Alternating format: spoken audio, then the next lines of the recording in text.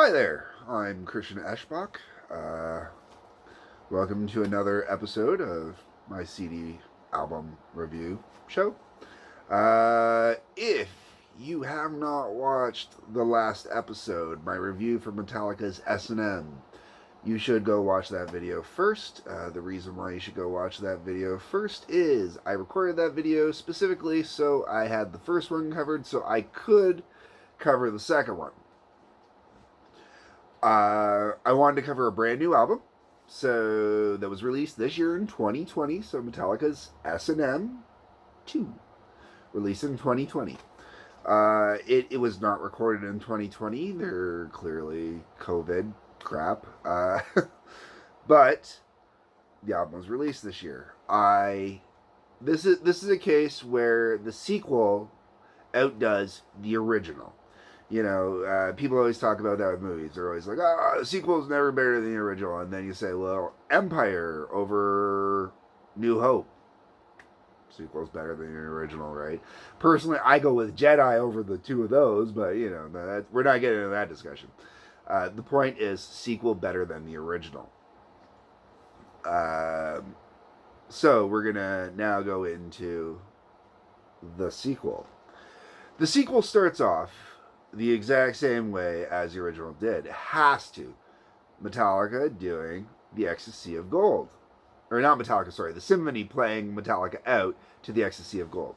Now, in this particular case, I really, really, really would have loved to have heard Metallica actually play with the orchestra on this. And the reason why is Metallica has actually recorded a version of them performing the song.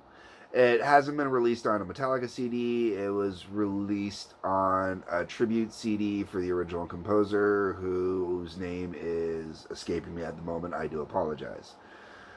But, they had to start off S&M 2 the exact same way. It was necessary, It's just the way it is. That moves into the Call of Cthulhu. I really, really wish they would have switched out what song they were going to do, because once again, they only did one Metallica instrumental piece. Well, that's not true. Technically, they did do two. I'll get to that shortly. But this one's the only one that actually fully counts. But they really, I wish they would have used Orion this time around instead of Call of Cthulhu. I do. It was a little heartbreaking that they didn't. From there, they go directly into For Whom the Bell Tolls. I was surprised that they went directly into For Whom the Bell Tolls. I'm wondering if it was one of those, let's get it overdone and out of the way early on. Great song. Always love to hear bells. This time, though, I should mention that the band lineup has changed on this one from the original. This is now the lineup with Rob Trujillo on bass. And, still James and Lars and Kirk. You gotta have James, Lars, and Kirk. But now you got Rob Trujillo in there. And that was really, really awesome. Rob plays bass differently than Jason Newsted did. So when you hear For Whom the Bell Tolls, it is going to sound different live now because it is played differently. It's Rob playing it. And to me, there's no difference. Like, I can hear the difference listening to it, especially as a musician, I can hear the difference. But with the symphony and that, there's really no difference from the original. It's just a nice throwback to the original, kind of. That's how I take it, as kind of a call-out. From there, though, we go into the first new edition that was not previously on there. The reason it wasn't previously on there is it was never recorded by the time the other one did. So we get to The Day That Never Comes, which is off of Death Magnetic. Death Magnetic was the first album with Rob Trujillo in the band, fully in the band, where he actually played on the album. The Day That Never Comes is one of those songs that when it came out, it was alright. I wasn't huge on it. I always referred to it that it grew on you. It grew on you like a bad mold, because next thing you know, it's just all over the place and you just love it, If a bad mold growing on you is something you love. You like the pretty colors. But anyways, The Day That Never Comes, when they did it with the symphony, spectacular. Oh my god. magical. The symphony just gets right into it at the beginning, adds that texture, those layers and nuances to it. It turned what was a good song into a beautiful song. You know, it just this doing the day that never comes with the symphony, it did the same thing to this song that the original S&M did for Wherever I May Roam. Just spectacular. And I should put out I gotta check the notes here. I do apologize, I forget who did the arrangements and the compositions on this particular one. Once again, it's brand new. I haven't memorized everything yet like I did, you know, with the old stuff. Edwin Outwater was one of the conductors that helped with the arrangements and whatnot, and then the other one would be Michael Tilson Thomas, who is the conductor and the musical director for the San Francisco Symphony. And he was there when they did the first S&M. So for him to be there for the second S&M, I think it was more Michael Kamen's not here, someone's got to step in. They had him step in, and then he had the other conductor come in as well. And between all of them, they did the arrangements. And some of these songs they did actually new arrangements for, and some of the songs are new songs, so they're brand new with obviously never done by Kamen orchestrations. The Day That Never Comes was fantastic, though. It really was. From there, we go into The Memory Remains. Basically, everything I said about it in the original S&M applies here still, too. It's still a fantastic song. I don't think they really changed anything for Memory Remains. Like the orchestration wise, the arrangements that Michael Kamen had come up with and stuff like that, I believe it's all still the same here, or very close to the same. I didn't really notice any differences, you know. Obviously, 20 years later, there's going to be some differences just naturally, but none that overly stood out. Still a fantastic song. Still a highlight of a live song. It really is. Can't stress how much I love a song live. From there, we're into Memory Remains. Or no, I just did Memory Remains, sorry. Which is hilarious because we're into Confusion. Right? Confusion is one of Metallica's brand new songs. It is off of their latest album, Hardwired to Self-Destruct. Beautiful song. Not my favorite song off of that album, but great song. I'm really kind of surprised they chose to do this one because James's vocals are a little harsh on this song. You know, he really doesn't try to sing it. This is one of those ones where he just kind of lets his natural voice kick in more, so it lends to he's almost getting to a point where he's starting to emote and get into character when he's singing songs, it feels like. And Confusion's one of those ones, you know, you can hear him trying to emote that confusion in his voice. And with the orchestra, it was kind of a little surprising. Now, it works. It comes off really good. I'm really glad they put it on here. I was really happy to hear it. From there, they go into Moth into the Flame. Yet another one off of Hardwired. Once again, so glad they decided to do newer songs and they put them into here. It was nice that they took out, so it allowed them to take out some of the songs I really didn't want to hear. They didn't take out enough of the songs I didn't want to hear, but neither here nor there. I will get to that. But Moth in the Flames, great song, works well with the orchestra. The orchestra is just kind of there on this song. It's basically Metallica. Hey, we got an orchestra with us on this song. At least that's how I felt about it. And then from there, we go into Outlaw Torn. If you've watched the last video, I'm not going to raid ad nauseum like I did in the last video about this song. One of my all-time favorite Metallica songs. I love it with the orchestra. It sounds great. They really do a fantastic job on this song. I believe the orchestration was slightly changed up a little bit on this one because it definitely has a different vibe and a different feel on this one. Not a lot, but just enough. I'm not sure if I like this version better than the older version, but I do definitely enjoy this version immensely. And with the way the whole album's been flowing at this point, it just flows so beautifully and it sits in there so well. Uh, it gets into a pocket and stays in the pocket. You know, Metallica was comfortable doing this song with the orchestra. And from there, we go into No Leaf Clover, one of the two original songs that were on the original S&M. Sadly, they did not do any original songs for this album. I'll get to why shortly, but what they did do is they redid a song they had done once already. It was fantastic. It was really good. I wish it was Minus Human instead, because sadly they left Minus Human off of here. That kind of hurt for me. I really wish they would have pulled one of these other songs off of here instead.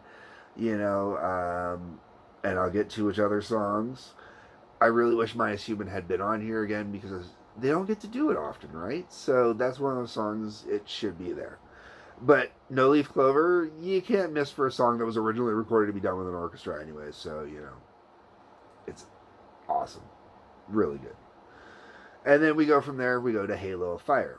Yet another new song from Hardwired. Fantastic song again.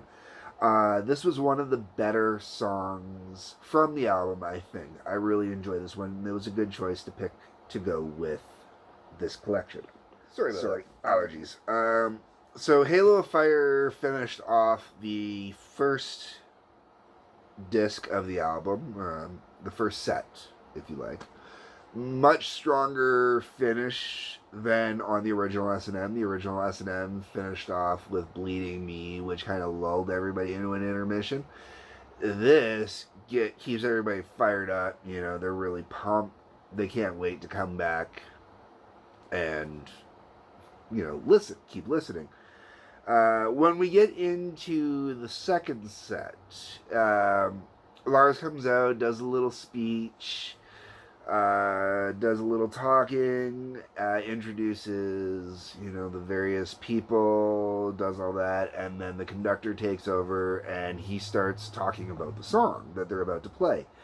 They decided to add 2 orchestra pieces into this album. You know, you already had Ecstasy of Gold.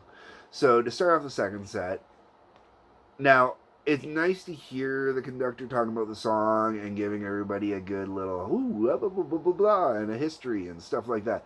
That's cool for people to be able to hear and stuff like that. I would have left that specifically for a video release. And what they should have done is do what they did with Cthulhu, or not Cthulhu, sorry, with Ecstasy of Gold, and should have used it more to play the band out the second time instead of going, you know, the big giant talking narration. But that's something that conductors are used to doing, because when you do go see symphonies live, they do like to talk to the audience and whatnot. The one problem I did find is I found that it felt almost like the conductor was almost talking down to the audience a little bit. Like he's like, oh, a bunch of dumb metalheads. Ha ha! Let's talk to them like they're kindergartners. It's kind of how I felt. But it's cool to have the information. I just think he didn't know how to relate properly to them. Who knows? But that goes into the Scythian Suite, Opus 20, number 2, The Enemy of Gods and the Dark Spirit, or The Enemy of God and the Dance of the Dark Spirits. Sorry, I butchered that. It's a great piece. It was the perfect piece to pick. And this is why he does his little intro and he explains everything. It was a perfect piece for them to pick to play to a Metallica audience. It belongs on this album. It sounds perfectly at home on this album. And it's really cool. From there, the next one it goes into is it's called The Iron Foundry. He does an intro, but this time the intro is explaining and talking about the song, but also explaining that Metallica is getting in on this song. For the video purposes, once again, that's cool, but for the album myself, I would have left the intros out, because the way it would have sounded would have been that much cooler. You would have had, you know, the orchestra coming in again, and then you would have had the orchestra coming in with Metallica joining them and throwing their spin onto it. Oh man, I am really sorry. My nose is really, really itchy. It's that time of year, folks. Um, so from there, we go into the Iron Foundry Opus 19 is how it's officially listed. Metallica gets in there. They add their little heavy to it. To me, this song would be the closest you're ever going to get to a representation of Metallica doing Lulu kind of live, sort of. Because you can hear it's a symphony and you hear Metallica jamming over top of it, but that's how it sounds. It sounds like Metallica jamming over top of the symphony. So it's really cool. It's a really cool artistic experiment. I'm sure Kirk had some major wood along with Lars while they were doing it. James probably was just kind of going along with for fun, and Rob's there because that's where he is.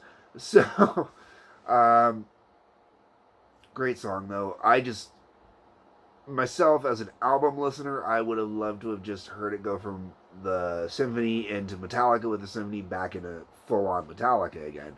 Put in the liner notes or something like that for the CD, whatever in there. They could have transcribed out what he said.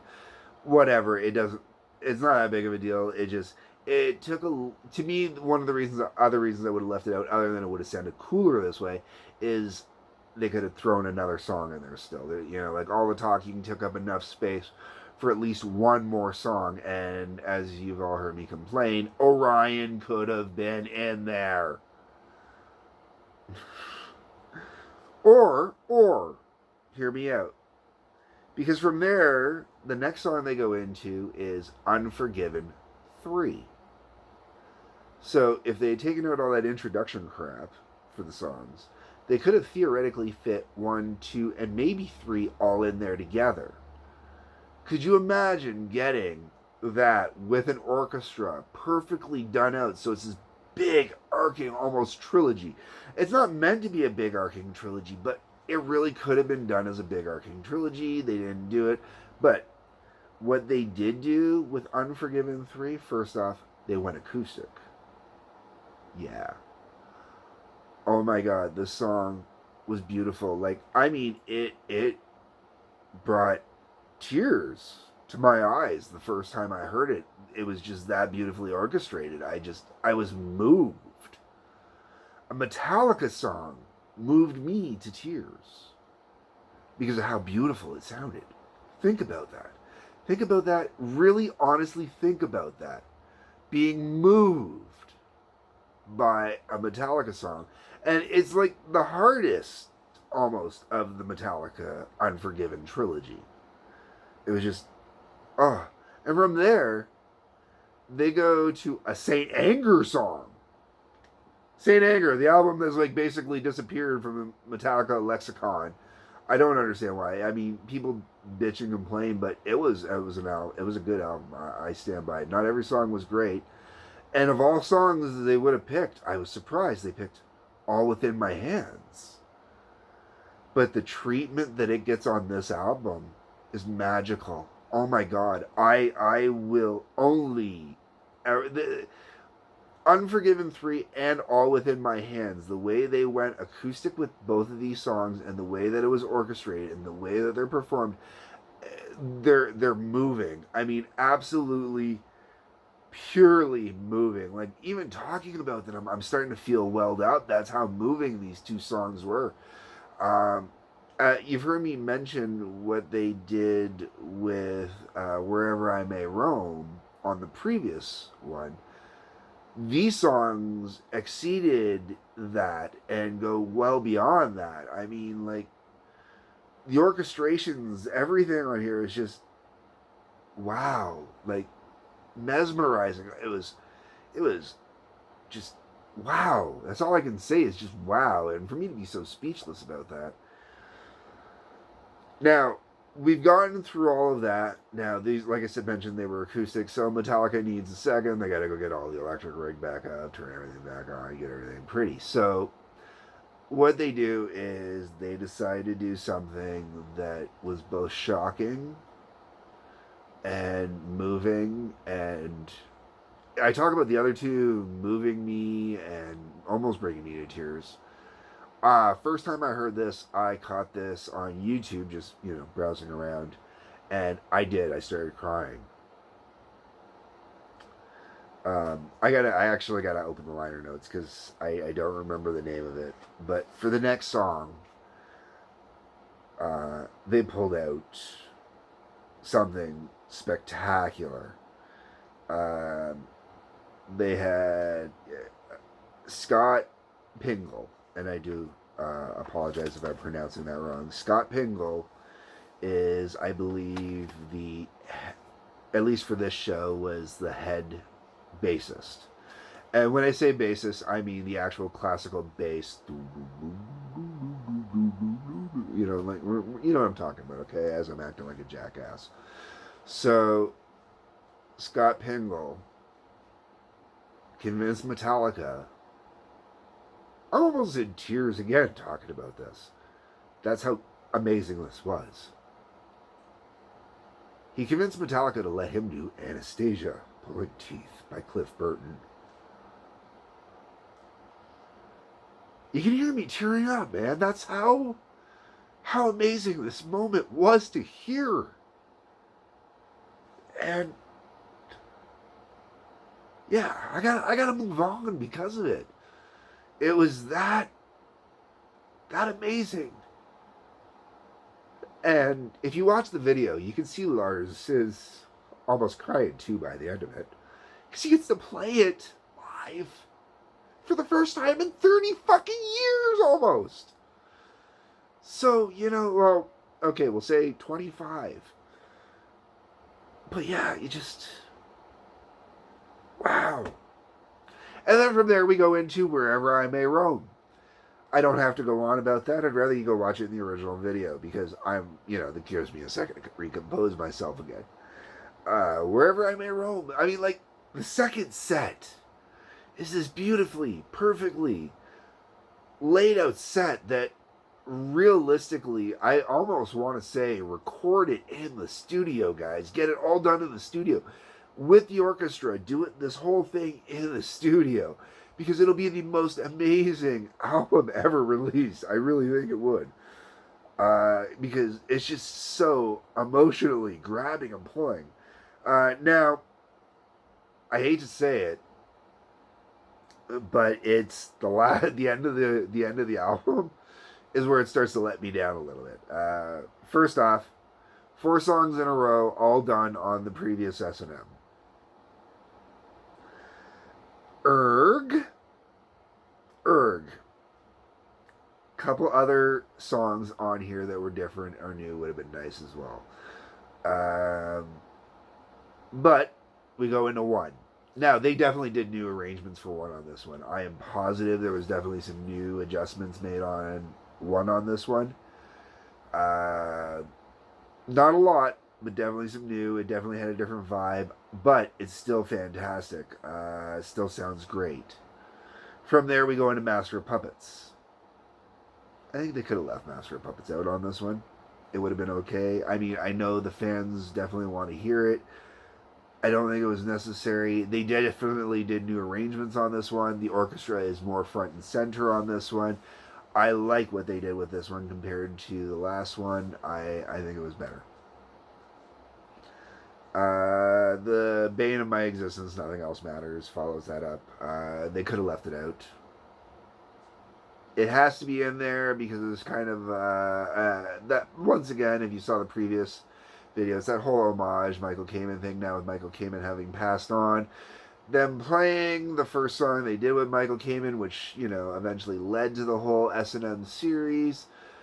It makes sense why it's in here. The fact that they threw it in as the second last song on the album, that tells you that it wasn't necessarily that they wanted to throw it in there either. They put it in there at the end, so it's over and done with.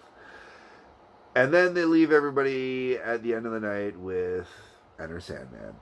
If you're going to close out a show, close it out with Enter Sandman. They definitely did new arrangements on here, and I definitely like the arrangements on here better. It was a great way to finish out the show. It's always a good way to go into the big grand finale. I usually like when they have the couple encores afterwards to follow up after Enter Sandman, because, you know, if you go see them live, usually that's when they blow up the stage or things get crazy and out of control. So, you know, you give them a little bit extra at the end. There is no little bit extra. Ending with Enter Sandman, I'm okay with. On the whole, like I said, this is definitely the better album. The song selection does make a difference. There are some songs on here that were definitely, I think they should have left off. I really think Master of Puppets did not need to be done again. It was nice to hear on here, but I don't think it needed to be done again. And they could have left off Bells, but that's one of those songs I understand why they don't. They always, Bells is in every set list. It's always performed live. It's a heavy energy song. I have personally played Bells as a drummer live. It's a song that gets you pumped up. It really does. And when you dig in those pockets and you get going on a song, it's a great song to play live. It's easy to do every night, you know. There are some songs on this planet that's easy to do with. Bells is one of them.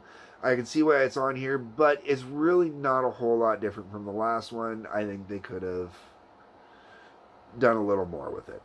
But go get it. Go get it. You have to have this. If you're a Metallica fan, you must have it. If you're not a Metallica fan, if you're just getting into Metallica, this is still one of the best introductions to Metallica I could give you. My girlfriend, not a huge Metallica fan. She'll tell you that herself. She leans on the Megadeth side over Metallica. Even she really enjoyed this album. So, go get it. As always, like, share, comment. I love you all. I'm about to run out of recording time. Peace. Take care. Until next time.